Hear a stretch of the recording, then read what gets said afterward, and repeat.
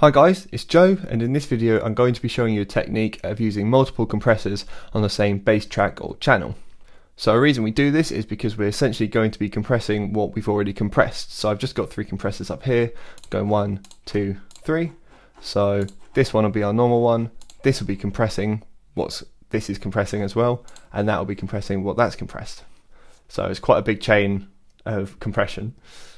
You can use more than 3, I'm just going to use 3 in this example so the video is not too long. And I'm just going to be doing it on an ESM bass line I've put in. So just kind of standard to show you this example. Okay, so as I said, the first compressor is kind of a standard bass compressor. I've just got a 4:1 ratio, set the threshold appropriately, got a 1 dB increase on the makeup, really quick attack, but I put in quite a long release on it. So this is what it sounds like with it on and off. So it's just really squishing it down loads here. You can see that's how much signals I'm taking away. Now once we've got this one set up, we're going to bring in our next one. And I've just kind of used the same compressor each time, but just adjusted them slightly for each. Okay, so I've actually kept the threshold the same because I want to just compress what's coming through here. Okay, so this one's going to be compressing essentially solely that compressed signal there. But I've made the ratio a little bit softer so it won't sound as squished. So I just put a 3:1 there, same on the makeup, really quick attack again, and also the long release again. Okay.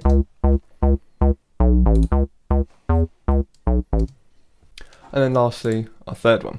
So this is where we can start to make it sound a little bit more interesting. So again, I've dropped the ratio down, I'm on a 2:1, so I've just gone 4, 3, 2. I've increased the threshold, so we're just going to be affecting those really loud signals coming through. 1 on the makeup gain again, really quick attack, long release again. Okay, so just switch that on.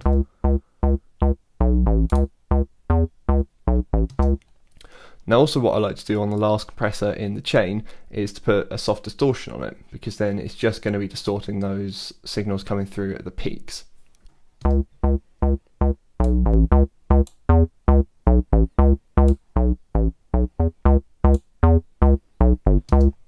I prefer to put it on the last one opposed to the first or second, because then the distortion isn't compressed quite as much.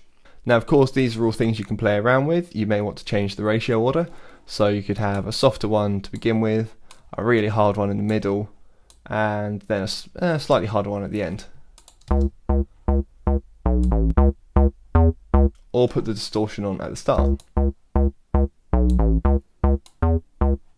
But as you can hear, you can't really hear it as much as you can at the end. So this is just quite an interesting technique you can use to really make your basses sound a bit more interesting. It's also quite useful to use it on drums like snares and kicks, just to give it some more impact and power. I hope you found this video useful, and if you have any questions, please leave a comment or contact me via my website. Thanks a lot for watching. Cheers.